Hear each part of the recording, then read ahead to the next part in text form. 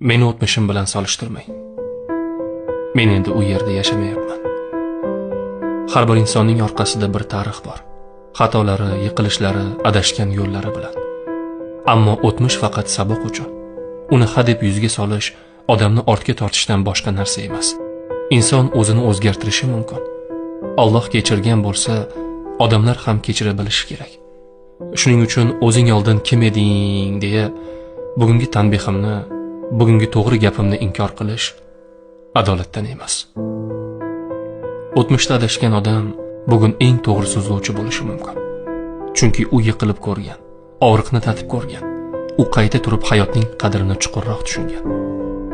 Shunday ekan, meni kechagi kunim bilan emas, bugungi qadamlarim bilan baholang. Men endi o'sha yo'lda emasman. Men o'z xatolarimdan kuch oldim.